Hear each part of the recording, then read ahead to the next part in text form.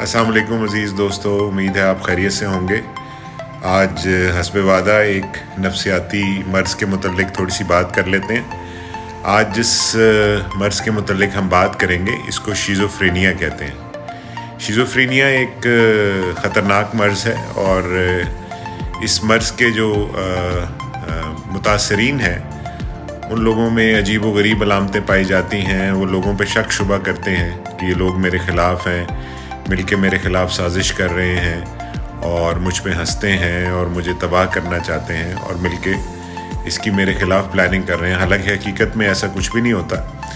ऐसे मरीज़ों को कानों में मुख्तलिफ़ लोगों की आवाज़ें आती हैं जो कि मौजूद नहीं होते। उसके अलावा ऐसे लोगों को अजीब व गरीब शक्लें भी नज़र आती हैं गैर मरई चीज़ों की जो हकीकत में मौजूद नहीं होते। इन अलामतों को हेलुसिनेशंस कहते हैं और जो वसवसे हैं और वो जो इनको ख्याल आता है कि लोग हमारे ख़िलाफ़ हैं उनको डिल्यूजन्स कहते हैं। ऐसे जो मरीज़ होते हैं उनको बिल्कुल इस बात का एहसास नहीं होता कि वो ज़हनी मर्ज़ का शिकार हैं और वो दवाई खाने से भी गुरेज़ करते हैं और बल्कि किसी के हाथ से कुछ खाना पीना भी नहीं करते कि कहीं उसमें उन्होंने जहर ना मिला लिया हो।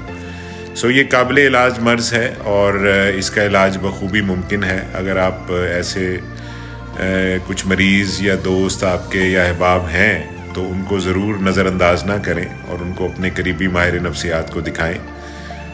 ये मर्ज़ जो है दिमाग में एक ख़ास किस्म का केमिकल होता है जिसको डोपामीन कहते हैं, उसके ज़्यादा होने से हो जाता है और ये मर्ज़ जो है वो काबिल इलाज है और ज़रा लंबा अरसा इसका मर्ज़ का इलाज चलता है, कम से कम 3 साल और ज़्यादा से ज़्यादा 5 साल, लेकिन मरीज़ बिल्कुल ठीक हो जाते हैं। तो ऐसे जो मरीज़ हैं उनको पहचानना कि उनको ये मर्ज़ है और फिर उनको अपने करीबी किसी माहिर नफ्सियात को दिखाना बेहद ज़रूरी है।